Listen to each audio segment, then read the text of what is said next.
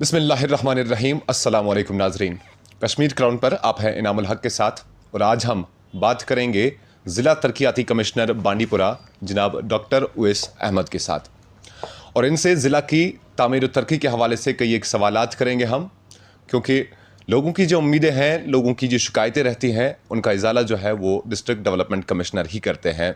ऐसे समय में जब यहाँ पर कोई डेमोक्रेटिक गवर्नमेंट नहीं है तो जाहिर सी बात है जो भी ज़िला की तामीर और तरक्की होती है वो डिस्ट्रिक्ट डेवलपमेंट कमिश्नर के पास ही रहती है। तो बहरहाल आज हमने मुनासिब जाना कि डीसी बांडीपुरा जनाब उवैस अहमद से हम बात करें और कई एक मुद्दों को लेकर इनसे हम सवालात पूछें और लोगों को हम कोशिश करेंगे कि लोगों के जितने सारे सवालात हैं उनके जवाबात हम इनसे लें। सर, सबसे पहले आपका बहुत बहुत शुक्रिया हमें वक्त देने के लिए। हम इंतज़ार कर रहे थे इस वक्त का कि चूँकि जब से आपने ज्वाइन किया है कभी मौका नहीं मिला इस तरह से कि आप ज़्यादा टाइम हमें दे पाएँ। यूजुअली आपके साथ बाइट्स वगैरह रहती हैं लेकिन तफसीली बात कभी आपसे नहीं हुई है, तो कोशिश करेंगे कि जो बुनियादी ढांचा होता है डेवलपमेंट का उसको टच करने की कोशिश करेंगे। कई एक सवालात पूछना चाहेंगे। अक्सर सर जो डेवलपमेंट देखा जाता है डिस्ट्रिक्ट के अंदर चार पांच चीज़ों पे बुनियादी जो चीज़ें हैं उन पे नज़र रहती है, किसी भी शख्स की या किसी भी इंसान इंडिविजुअल की कहें उस पे रहती है। सड़क, पानी, बिजली, एजुकेशन और हेल्थ। तो इन्हीं मुद्दों को लेकर सबसे पहला जो मेरा सवाल रहेगा वो डिस्ट्रिक्ट हॉस्टल बांडीपुरा को लेकर रहेगा। एक ऐसा ख्वाब जिसको लेकर बांडीपुरा की आवाम ने करीबन 12 साल का इंतज़ार किया और बहरहाल आपकी जो कोशिशें, जो मेहनत आपने इसमें की, आपकी दौर में ही ये रंग लाई और आपने इसको बिलाकर आपने हमें वर्ड दिया उस दिन कि ये हम कमीशन करेंगे 10-15-20 दिन के अंदर, तो आपने कर दिया, करके दिखाया आपने। लेकिन सर अभी भी हॉस्टल के अंदर बहुत सारी चीज़ें जो है करने की ज़रूरत है, खामियां हैं, कमियां हैं, तो उसको लेकर भी कई सवाल रहेंगे। लेकिन सबसे पहले आपसे जानना चाहेंगे कि अभी की जो हॉस्टल पोजीशन है वो कहाँ पर है? जी, देखिए, जब मैंने भी यहाँ पे ज्वाइन किया, जब हमारी भी पब्लिक के साथ इंटरेक्शन हुई, आप लोगों के साथ इंटरेक्शन हुई, तो सबसे पहली डिमांड जो आती थी वो डिस्ट्रिक्ट हॉस्पिटल की रहती थी। और उसमें सब यही चाहते थे कि जो नई बिल्डिंग है जल्दी से जल्दी कंप्लीट हो और इसको कमीशन किया जाए और डॉक्टर्स वहाँ पे बैठे। और नेचुरली बिल्डिंग मॉडर्न तर्ज पे है, उसमें जगह ज़्यादा है, लोगों के लिए सहूलत है, जो मरीज़ वहाँ पे आते हैं उनके लिए सहूलत है। तो हमने भी इस चीज़ को टाइम बाउंड मैनर में कंप्लीट किया, जैसा कि आप जानते हैं। और जो वहाँ पे बेसिक रिक्वायरमेंट थी जिससे वहाँ पे डॉक्टर्स बैठ सकते थे और इलाज हो सकता था, स्पेशली ऑपरेशन थिएटर्स को फंक्शन करना, वार्ड्स को फंक्शन करना, जहाँ डॉक्टर्स के सिटिंग रूम्स हैं उनको फंक्शन करना और लेबॉरेटरी बनाना, वो सारा का सारा फास्ट ट्रैक तरीके से किया गया। और उसकी कनेक्टिविटी, उसका रोड, उसके गेट्स, उसकी बाउंड्री वॉल, उन सारों पे ध्यान देते हुए उसको स्पीड अप करवा के इस हॉस्पिटल को फंक्शनिंग के लायक बनाया गया। और इसमें जैसा कि अब आप जानते हैं कि हमारा डिस्ट्रिक्ट हॉस्पिटल शिफ्ट हो गया है, जो कि एक बहुत ही पॉजिटिव बात है अगर हम लेके चलें डिस्ट्रिक्ट बांडीपुरा के लोगों के लिए भी। और ये एक बहुत ही अच्छी चीज़ हो गई है हमारे हेल्थ स्टाफ के लिए भी, जो कि बहुत खुश हैं इस नए डिस्ट्रिक्ट हॉस्पिटल से ऑपरेट करने में।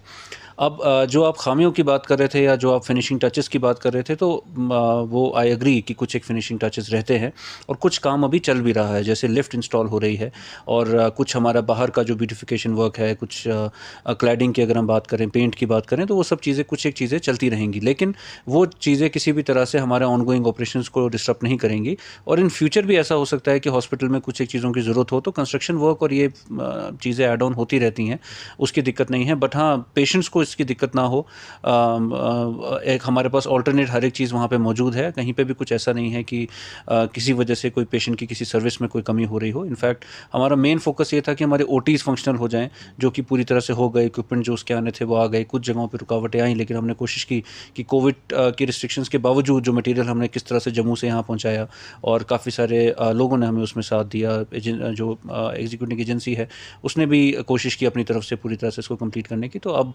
मुझे उम्मीद है कि कुछ ही चंद ही महीनों में ये बाकी फिनिशिंग टचेस भी कंप्लीट हो जाएंगे और आपको फुल फ्लेजेड जो हॉस्पिटल है 100% कंप्लीट मिल जाएगा। बिल्कुल सर। तो जिन कमियों की मैं बात कर रहा था, कुछ एक कमियां आपके सामने हम तो हर बार रखते ही रहते हैं, तो इस बार फिर रखना चाहेंगे। स्टाफ की जो है कमी है हॉस्टल के अंदर, जो देखना अशद ज़रूरत है, जिसके बगैर हम कहेंगे तो ये हॉस्टल हैंडीकेप्ड है, क्योंकि जो स्टाफ हमारे पास अभी है वो शायद वो पूरी तरह से वो मतलब काम नहीं कर पाते हैं वहाँ पे, क्योंकि लैक ऑफ जो स्टाफ है वहाँ पर वो कहीं ना कहीं हॉस्टल की जो मेन फंक्शनिंग है उसमें बाधा डालती है वो उसमें। और उसके अलावा जो पैरामेडिकल स्टाफ है वहाँ पे 37 ऐसे पोस्ट है पैरामेडिकल के जो अभी अनफिल्ड है वहाँ पे, जिनको फिल करना ज़रूरी है ताकि हॉस्टल स्मूथली फंक्शन कर सके। तो ऐसे में स्टाफ को लेकर आपने क्या सोचा है कि स्टाफ कब तक पहुँच जाएगा हॉस्टल में? जहाँ तक स्टाफ की बात है, ये डेफिसिट रहा जब इनिशियली जब हमने देखा, तो अभी रिसेंटली यहाँ पे हमने भी टेकअप किया हेल्थ डिपार्टमेंट के साथ, आप भी थे वहाँ पे, और रिसेंटली इन सब चीज़ों की वजह से कुछ डॉक्टर्स पोस्ट हुए हैं, और अभी कुछ और भी आपने जैसे कि देखा है कि वैकेंसीज़ फिल हो रही हैं डॉक्टर्स की, ओवरऑल जो चीज़ हैं वो पीएससी के थ्रू है, तो वो सब भी फिल हो रही हैं, तो हमें उम्मीद है कि और भी डॉक्टर्स यहाँ पे आ जाएंगे, पोस्ट हो जाएंगे, तो डॉक्टर्स का इशू रिजॉल्व काफ़ी हद तक हो चुका है, और जो रह गया है वो भी हो जाएगा। पैरामेडिकल का भी एक रिक्रूटमेंट हमारी तरफ भी से भी चल रहा है एनएचएम का, और बाकी भी जो स्टाफ है वो एनएचएम के थ्रू रिक्रूट हो रहा है, तो आप देखेंगे कि अभी आने वाले वक्त में कुछ ही दिनों में, मैं दोबारा से आपको कोई दिनों का ही टारगेट देना चाहूँगा कि हमारा जो स्टाफ पोजीशन है बहुत बेहतर होगा, and we'll be comfortable and we'll be able to run it comfortably. तो उम्मीद करेंगे इससे हम उम्मीद कर सकते हैं कि जल्द ही उस पर भी आप काम करेंगे, क्योंकि आप बहुत ही डायनामिक लीडर हैं। हमने जब से आपके साथ मुलाकात हुई है, जब से आपका तौर तरीका हमने डिस्ट्रिक्ट के अंदर देखा, यही उम्मीद करेंगे कि जिस तरह से आप अभी तक काम करके आए हैं उससे बेहतर तरीके से आप आगे करेंगे, और हॉस्टल को ज़्यादा जो है ये संजीदा मसला है, इसको लेकर आप जल्द ही जल्द जो है वहाँ पर जो कमियाँ हैं पूरी करेंगे। दो बड़े मसाइल हैं हॉस्टल के अंदर। एक जो हॉस्टल की फेंसिंग है, हॉस्टल की फेंसिंग जो होनी थी वहाँ पे नहीं हुई है। मेन गेट जो है उसका है वो शायद बहुत पीछे लगा है, उसका मेन रोड तक अपनी ज़मीन है, और उससे क्या है, बार बार ये क्वेरीज हमने खड़ी की है, उससे ये होगा कि अगर वो ज़मीन वहाँ पे खाली रहती है बिना बाउंड्री वॉल्स के या बिना किसी टेम्पररी फेंसिंग के या ऑर्डिनरी फेंसिंग के, वहाँ पे वो ज़मीन रहती है। आज भी हम गए थे हॉस्टल, आज भी हमने देखा, आपने भी देखा होगा, कुछ जो स्ट्रीट वेंडर्स थे वो बराबर गेट तक अपनी जो रेडिया वगैरह है वो लगाते हैं। उससे हॉस्टल की जो डिसिप्लिन है, हॉस्टल को जो एक अपना डेकोरम रहता है या डिसिप्लिन रहता है वो ख़राब हो जाएगा, और कहीं ना कहीं कि जो पेशेंट केयर रहता है वो भी सफ़र करेगा। तो कई बार ये सवाल हमने आपसे भी उठाया, और जो कमिश्नर साहब आए थे, डायरेक्टर साहब आए थे, उनसे भी हमने ये कहा कि हॉस्टल की जो अपनी ज़मीन है वो आप अपनी तहवील में ले लें, ताकि हॉस्टल का जो डिसिप्लिन है वो बरकरार रहे और पेशेंट केयर में कोई फ़र्क ना आए। तो वो ज़मीन क्यों छोड़ी गई है, और क्या मतलब डिस्ट्रिक्ट एडमिनिस्ट्रेशन इसमें संजीदा है कि वो ज़मीन अपने वो इसमें ले लें आप?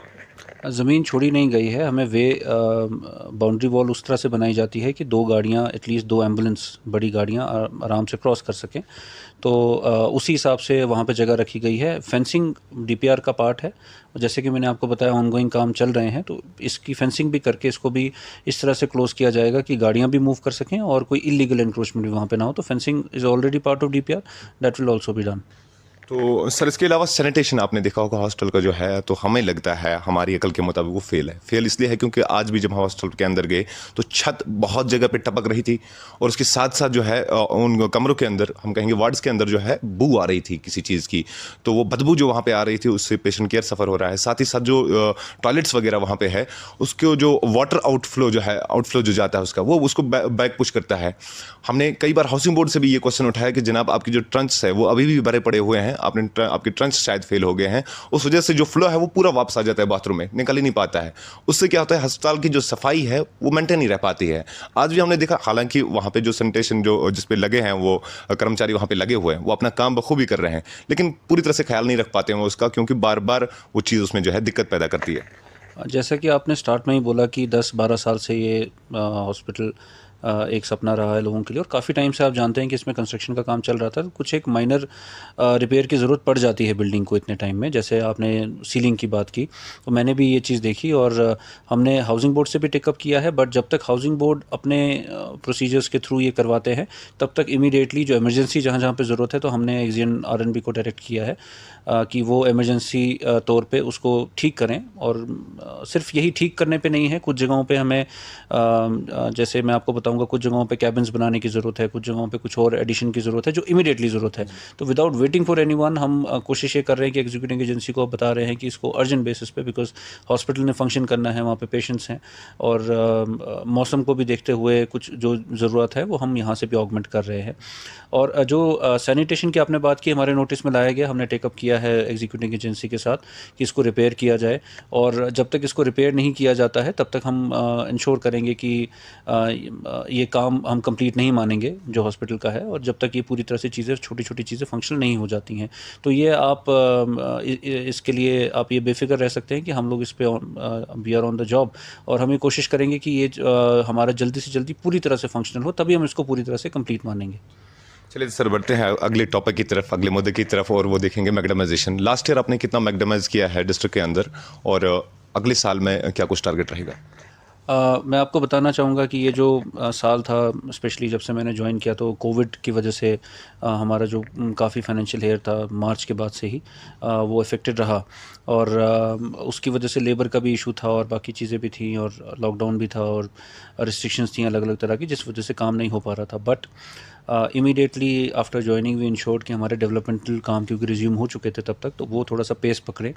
उसके लिए जिस भी तरह की मदद की ज़रूरत रही है एग्जीक्यूटिंग एजेंसीज़ को, हमेशा एक सपोर्ट की ज़रूरत रहती है, वो हमने यहाँ से प्रोवाइड किया। भले ही वो मटेरियल मैनेजमेंट की बात हो या कुछ लेबर के इशूज़ हों, हमने सारे रिजॉल्व करके वी इंश्योर्ड कि मैक्सिमाइजेशन यहाँ पे मैक्सिमम हो जाए।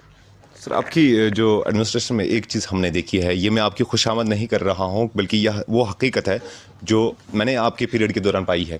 आपको जब भी हमने किसी छोटे मसले के लिए या बड़े मसले के लिए जब भी हमने आपको व्हाट्सअप किया या कॉल की, आपने इमीडिएटली उसको एड्रेस किया है। तो ये बात हमें जो है आपकी जो बहुत अच्छी लग रही है, क्योंकि आप लोगों के इश्यूज़ को डोर स्टेप्स पे मीट कर रहे हैं और विद इन नो टाइम, हम कहेंगे क्विक रिएक्शन आप उस पर कर रहे हैं और अपना जो फ़र्ज़ है आपको वो आप निभा रहे हैं। चंगड़ी एक मोहल्ला है बिल्लीपुरा के अंदर, जहाँ पे टैप वाटर पहुँचाना था डिपार्टमेंट ऑफ जल शक्ति को, लेकिन करीबन 5-6 साल कबल वहाँ पे पाइपें डाली गई है। ठेकेदार को टेंडर दिया गया था, लेकिन ठेकेदार ने काम नहीं किया है। करीबन 3 से 350 पाइपें जो है वहाँ पर रखी गई है एक घर के अंदर। 5 साल या 6 साल में वो पाइपें नहीं लगाई गई और वो लोग सफ़र कर रहे हैं पानी की वजह से। हालांकि सोर्स है पानी का जो सोर्स है बिल्कुल है, वहाँ पर मौजूद है, खाली पाइपें जोड़नी थी और उन्हें पहुँचाना था। इस बात के लिए हमने मुतल्लिका डिपार्टमेंट से कई बार रुजू किया कि जनाब आप इस पर काम करें। तो कभी एक बहाने से और कभी दूसरे बहाने से आज तक 6 साल से पाइपें वहाँ पे रखी हुई है, लेकिन लोग सफ़र कर रहे हैं। हमारे कुछ ऐसे प्रोजेक्ट्स हैं जहाँ पे जब हमने ज्वाइन किया, जैसे सुंबल में भी एक ब्रिज का मसला आया था कि जहाँ पे कॉन्ट्रैक्टर को अलॉट किया गया, फिर उसने काम टेकअप नहीं किया और कुछ एक वजह से वो वहाँ पे रुक गया था काम, और कॉन्ट्रैक्टर बीच में कभी आके थोड़ा सा काम कर रहे थे, थोड़ा सा नहीं कर रहे थे। तो हमने हर एक डिपार्टमेंट से इनका एक रिव्यू लिया कि उनके अंडर कौन कौन से ऐसे काम हैं जो सही टाइम पे कंप्लीट होने थे और कॉन्ट्रैक्टर की लापरवाही की वजह से कंप्लीट नहीं हुए हैं, जिसमें उनको कई बार कैंसिलेशन करने में भी दिक्कत आती है, क्योंकि कॉन्ट्रैक्टर को जब पता चलता है कि कैंसिल करने वाले हैं वो उसी वक्त हाजिर हो जाता है। तो बट उसका एक फिक्स टाइम है कि जिसके अंदर उसको कंप्लीट करना था। तो उस तरह के प्रोजेक्ट्स एनलिस्ट करने के बाद हमने ये हिदायत दी है कि अगर with in time bound manner में वो कंप्लीट होते हैं, वो टेकअप कर लेते हैं और कंप्लीट हो जाते हैं तो ठीक है। अदरवाइज आप इनका जो प्रोसीजर है, जो लीगल प्रोसीजर है, उसके हिसाब से we can cancel the tender and we can allot it to some other person, so that मतलब या दोबारा उसको रीटेंडर कर सकते हैं जो भी उसमें आएगा। And plus we are also taking steps कि अगर कुछ इस तरह के हमारे नोटोरियस लोग हैं जो कि कॉन्ट्रैक्ट ले लेते हैं for the sake of it और बाद में काम नहीं कर पाते हैं और उनकी वजह से 2 से या 3 से ज़्यादा हमारे काम पेंडिंग है, तो हम उनको ब्लैक लिस्ट भी कर सकते हैं। अब जो आप इसका वाटर सप्लाई स्कीम्स की बात कर रहे हैं, जितने भी स्कीम जहाँ पर टेकअप नहीं हो पाया काम, मैक्सिमम स्कीम्स को फिर जल जीवन मिशन के अंदर डाला गया ताकि वो उसी के थ्रू दोबारा से। सर, अब जो मैं सवाल आपसे पूछना चाहता हूँ या पूछना चाहूँगा, वो शायद कई मुलाजिमों को बुरा लगे मेरे मुंह से ये कहने के लिए, लेकिन सवाल पूछना ज़रूरी है। कई एक ऐसे मुलाजिम हमारे ज़िला के अंदर बहुत सारे डिपार्टमेंट्स में ऐसे हैं जो 12-12, 15-15 सालों से एक ही जगह पे बैठे हुए हैं, यानी कि उनकी ट्रांसफ़र नहीं हुई है। उस वजह से डिपार्टमेंट में कुछ जो है गंद मची हुई है, कुछ गंद उठी हुई है उनकी वजह से, क्योंकि उनकी पॉलिसीज़ जो है वो अब गलत तरीके से वो लोग जो है अपनी पॉलिसीज़ को चला रहे हैं। ज़रूरत इस बात की है कि अब उनकी ट्रांसफ़र हो जाए, उन्हें दूसरे इलाकों में भेजा जाए और नए जो है उन्हें यहाँ पर ला के जो डिस्ट्रिक्ट की खिदमत करने का मौका दें। 15-15 सालों से 12-12 सालों से मुलाजिम एक ही जगह पे क्यों बैठे हुए हैं? मैं आपके थ्रू डिस्क्लोज तो नहीं करना चाहता था, but we are already on it और हमने इसकी लिस्ट पूरी तरह से बना के रखी है। कुछ जगहों पे जो ग्रीवेंसेस आई हैं, कंप्लेंट्स आती हैं कि ये शख्स इस जगह पे इतने टाइम से पोस्टेड है, तो कई बार पोस्ट ही उस तरह की लिमिटेड होती हैं कि जहाँ पे उनको रखा जा सकता है, बट बहरहाल मैक्सिमम केसेस वैसे नहीं होते हैं। तो वो भले ही हमारा रेवेन्यू डिपार्टमेंट हो, हमारा अपना दफ्तर हो या जो लाइन डिपार्टमेंट से उनके दफ्तर हों, तो उनका सिंस कुछ एक गवर्नमेंट रेगुलेशंस थी जिसके तहत हमें थोड़ा सा वेट करना था, बट अब वो भी अपलिफ्ट हो गई हैं। तो जितने भी हमारे जो ओवर स्टेट मुलाजिम हैं और जिनकी नेसेसिटी है इस वक्त ट्रांसफ़र होने की, क्योंकि कुछ जगहों पर रिप्लेसमेंट्स भी अवेलेबल नहीं होती हैं, तो उन सब चीज़ों को मद्देनज़र रखते हुए हम जल्दी ही इस पे एक्शन लेने जा रहे हैं। तो मैं अब आपने बात उठाई तो मैं रख रहा हूँ, हम चाह रहे थे कि ये चीज़ अभी इतनी जल्दी पब्लिक ना हो जाए, बट हम इसमें काम कर रहे हैं। ठीक। तो सर, गुरेज़ के हवाले से एक और सवाल पूछना चाहेंगे। कोविड के दौरान जो है गुरेज़ से यहाँ पर करीबन 26 मुलाज़िमों को लाया गया था, अटैच किया गया था उन्हें यहाँ पे, लेकिन उसके बाद डिटैचमेंट का जब ऑर्डर निकला तो वो डिटैच नहीं हो पाए और डिटैचमेंट में से जो 26 में से खाली 2 ही मुलाज़िम ऐसे अभी जो है गुरेज़ पहुँच गए हैं, उन्होंने अपनी ड्यूटी रिज्यूम की है। बाकी जो मुलाज़िम हैं वो अभी भी जो है संजीदा नहीं हो रहे अपनी ड्यूटी ज्वाइन करने में। देखिए, हमें ये इनिशियली जब पता चला था कि यहाँ पे अटैच्ड हैं और अब इनको वापस जाना चाहिए जहाँ पे भी रिक्वायरमेंट थी, तो उनका ऑर्डर निकाला गया। सारे 26 का नहीं निकाला गया था, जिनकी हमें ज़रूरत नहीं थी, because Covid is on going. और अब तो हमारे पास कोविड वैक्सीनेशन के लिए भी हमें वॉर फुटिंग पे काम करना है। जिस तरह से जितना कोविड को लेके हमें मैन पावर की ज़रूरत थी, मुझे लगता है उससे थोड़ी ज़्यादा ही वैक्सीनेशन को लेके ज़रूरत होगी, और उसको सुपरवाइज़ करना, और ये बहुत ही प्रोफेशनल चीज़ है, क्योंकि हमें हर एक चीज़ उसमें मॉनिटर करनी है, starting from transport of vaccine from Srinagar to this point, to delivery, to storage, to vaccinate. तो उन सब चीज़ों की वजह से भी हमें स्टाफ को थोड़ा सा रिऑर्गेनाइज़ करना पड़ा। लेकिन जिन भी मुलाजिमों ने जो कोई भी ऑर्डर फॉलो नहीं करता है, तो we take it very strictly, और हमने डिपार्टमेंट के साथ भी टेकअप किया है, और we have issued show cause notice. उनके खिलाफ कुछ प्रीलिमिनरी एक्शन भी किए गए हैं, मैं अभी डिटेल नहीं शेयर करना चाहूँगा, लेकिन हाँ, वी आर ऑन इट। और अगर कोई भी मुलाजिम, it's not only about health, it's about other departments also, कि जहाँ पे भी कोई भी मुलाजिम ड्यूटी पे रिज्यूम सही तरह से नहीं कर रहा है और रिपीटेड रिमाइंडर्स के बाद भी और ऑर्डर्स को फॉलो नहीं करता है, तो that can not be tolerated. वो किसी हालत में टॉलरेट नहीं किया जाएगा, और इस पर आप देखेंगे कि इसमें strict action will be taken by us और either by the department concerned. Sir, अब हॉर्टिकल्चर और एग्रीकल्चर को लेकर चंद एक सवाल पूछना चाहेंगे। जब भी कहीं पे कोई डिज़ास्टर जब आता है, तो डिज़ास्टर के बाद जो कंपनसेशन मिलनी होती है ज़मींदारों को, उसमें हमने ये देखा कि ग्राउंड लेवल पे जो वेरिफिकेशन होती है वो सही नहीं होती है। उससे क्या हो जाता है कि हमारे जो डिज़र्विंग होते हैं फार्मर्स, जिनको मिलना चाहिए था कंपनसेशन या जो डिज़र्व करते थे, उसमें वेरिफिकेशन सही ना होने की वजह से वो लोग पैसे खा जाते हैं। जिन लोगों की ज़मीन ही नहीं होती या जिन लोगों की बागात नहीं होती, उनको पैसे मिल जाते हैं। जिन लोगों का नुकसान हुआ होता है वाकई में, और जिन लोगों की ज़मीन या बागात होते हैं, वो तो हमेशा छूट जाते हैं। इससे क्या वजह है कि इसमें पूरी तरह से ये मैनेजमेंट आपने मतलब डिपार्टमेंट नहीं कर पाता है कि वो ग्राउंड लेवल पे वेरिफिकेशन सही तरीके से करे? ये तो बहुत ही सीरियस इशू है, अगर आप मेरे सामने इसको रेज़ करेंगे। इस तरह का कोई मेरे नॉलेज में तो नहीं आया है कि किसी को गलत मिल गया हो। हाँ, ये ज़रूर हुआ है कि कुछ जगहों पे डिटेल्स जो दी गई थी फार्मर्स की, वो कई बार मैच नहीं करती हैं, कई बार कोई एरर होता है, तो उसमें ऑटोमेटिकली ट्रांजैक्शन नहीं हो पाती है और उनको पैसा वो नहीं मिल पाता है। तो फिर उनको हम री-वेरीफाई करके, और कई बार हमारे पास कुछ एप्लीकेंट्स भी कई बार बाद में आते हैं, कई बार किसी गलती की वजह से वो छूट जाते हैं, तो बाद में आते हैं कि हम इसमें इंक्लूड नहीं हुए, और विद इन टाइम फ्रेम में हम उनको इंक्लूड भी करते हैं। और कंपनसेशन एक बहुत ही सेंसिटिव इशू रहता है, everybody is aware about it, और ये लोगों को भी पता है कि अगर कोई गलत तरीके से ले रहा है तो ये चीज़ छुपी नहीं रह सकती है। तो मैं थोड़ा सा इस बात पे सहमत नहीं हूँ कि ये गलत लोगों को जाता है। हाँ, जो सही लोग हैं, कई बार उनको डिले होता है ड्यू टू वेरियस रीजंस। कई बार उनकी डिटेल्स गलत होती हैं, कई बार वो खुद ही अकाउंट नंबर जो देते हैं उन्हीं से गलती हो जाती है और वो पूरी तरह से पहुंच नहीं पाता है। कई बार आधार नंबर के साथ अकाउंट नंबर मैच नहीं कर रहे होते हैं। इस तरह के छोटे छोटे इशूज़ होते हैं जो फिर हम रिजॉल्व करते हैं यहाँ पे, और फिर उनको बाद में वो थोड़ा सा डिलेड मिल जाता है। और कई बार किसी गलती की वजह से हो सकता है उनका नाम छूट गया हो, और अगर उनका छूटा हो और किसी नॉन एग्रीकल्चरिस्ट या नॉन ऐसे बंदे का जुड़ जाए जो जिसकी बाग नहीं है, तो मुझे नहीं लगता कि वो लोग चुप रहेंगे और हमारे पास इस तरह के इश्यूज़ नहीं आएंगे। तो वैसा इशू नहीं आया है। जो लेट भी आते हैं उनको भी अंडर ड्यू प्रोसीजर्स इंक्लूड किया जाता है। लोगों के मफाद के बहुत सारे सवाल आते हैं सर, लेकिन वक्त की कमी है। एक आखिरी सवाल के साथ आपसे इजाज़त चाहूँगा। और हमने कोशिश की कि जितने सारे मसाइल हमारे आंखों के सामने पड़ते हैं या जो लोग हमें बोलते हैं, हमने कोशिश की कि वो आपके सामने रखे और लोगों को उनका जवाब मिल जाए। एक आखिरी सवाल आपसे पूछना चाहेंगे, ये इंपॉर्टेंट सवाल है। बांडीपुरा के अंदर जैम बहुत लग जाता है। हालांकि आपने कोशिश ज़रूर की थी कि बड़ी गाड़ियों को एंट्री ना दी जाए यहाँ से, ताकि वो जैम वहाँ पे ना लग जाए, लेकिन कहीं ना कहीं जो है पार्किंग एक बड़ा इशू है यहाँ पर। बांडीपुर के अंदर पार्किंग कहीं पे है ही नहीं, जहाँ पे लोग अपनी प्राइवेट गाड़ियों को जो है पार्किंग कर जाते। लोग भी मतलब उनको काम होता ज़रूर है दुकानों के ऊपर, तो वो अपनी गाड़ी खड़ी करके चले जाते हैं, 2 मिनट के लिए 5 मिनट के लिए चले जाते हैं, ऐसे में जाम लग जाता है। तो पार्किंग एक बहुत बड़ा इशू और लंबे मुद्दत से है। इस पर डिस्ट्रिक्ट एडमिनिस्ट्रेशन क्यों नहीं संजीदा हो रही है, और अगर हो रही है तो कब हो रही है? देखिए, पहले तो मैं आपके सवाल का सीधा सीधा जवाब देता हूँ कि हमने अभी रिसेंटली जो माई टाउन माई प्राइड का प्रोग्राम यहाँ पे किया था, उसमें भी ये इशू उठ के आया। जो इश्यूज़ उठ के आए उनके लिए हमारे पास थोड़ी बहुत कुछ फंडिंग भी आई है और we are working on it. हमने पार्किंग साइट्स आइडेंटिफाई की हैं और उन पे काम जल्द ही शुरू हो जाएगा। तो वो रही आपका सीधा सीधा जवाब। दूसरी बात मैं कहना चाहूँगा कि एक चीज़ बहुत ज़्यादा ज़रूरी है हमारे पास एज अ सोसाइटी, जो हम लोग खोते जा रहे हैं और हम डिपेंड ज़्यादा कर रहे हैं इस चीज़ को कि हमें गवर्नमेंट ही पहले डायरेक्ट करे, तब ही हम अपनी रिस्पॉन्सिबिलिटी समझेंगे, जो कि गलत है। आप देखेंगे कि बाकी जगहों पे बहुत सारे जो डेवलप्ड नेशंस हैं या जो डेवलप्ड सोसाइटीज़ है, वहाँ पे जब कोई गाड़ी चला रहा होता है तो वो पहले अपनी रिस्पॉन्सिबिलिटी समझता है, बाद में वो रूल्स रेगुलेशंस भी फॉलो करता है। तो उसकी जो अपनी रिस्पॉन्सिबिलिटी है कि बाहर वो गाड़ी ऐसी जगह पार्क ना करे जहाँ पे जाम ना हो, और सही जगह से रहे और दूसरे को परेशान ना करे, पेडेस्ट्रियन को फर्स्ट राइट दे। तो ये कुछ एक बेसिक सिविक सेंस है।